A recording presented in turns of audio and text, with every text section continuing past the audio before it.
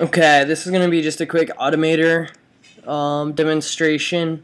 I think this should solve your problem, and it took me a little bit while to figure out. So when you have the Automator open, you need to go to the workflow.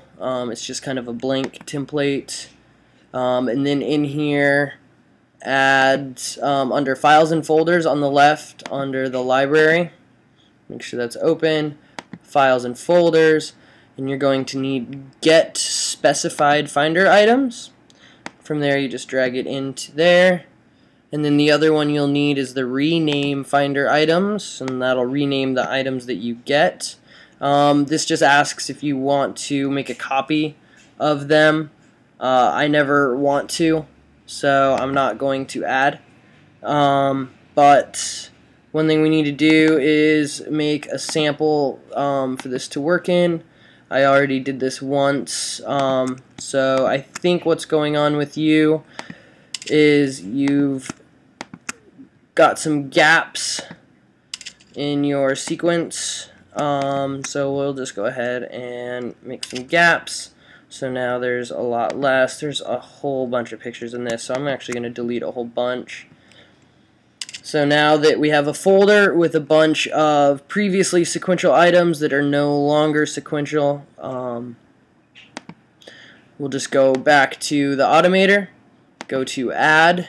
You can also just drag them in if that's easier from wherever it is, but from Add, the copy, just go ahead and you have to select the images, not the folder. I don't think we need all of them. So let's just go up through there and add.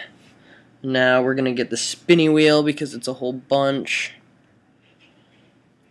And so what this is going to do is basically allow us to just completely rename them and give them new numbers at the end.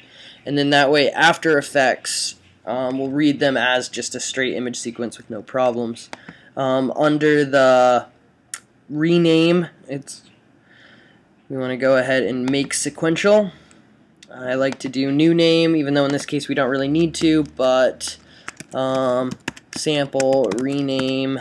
For you, it might be, depending on where the time lapse is from, hill 1 or something like that, wherever it is. You want to place number after the name. I like to separate by an underscore. It really doesn't matter. It could be a dash. Start numbers at 1, which is fine. Make sure you make all numbers 4 digits long. You're never really going to have more than 4 digits, but that way it will actually be properly sequential. And once that's all good to go, you just hit run. It's just going to churn through that. And once you get that happy sound, you can check, and they'll all be renamed and sequential. And then that way in After Effects you can just go ahead and open, click on the first one, and there's no gaps, so it will just go ahead and jump over the previous gaps because it doesn't know that they're there. So hopefully this helps. If not, I will definitely talk you through what might else be happening, but this is the only thing I could think of. So yeah, good luck.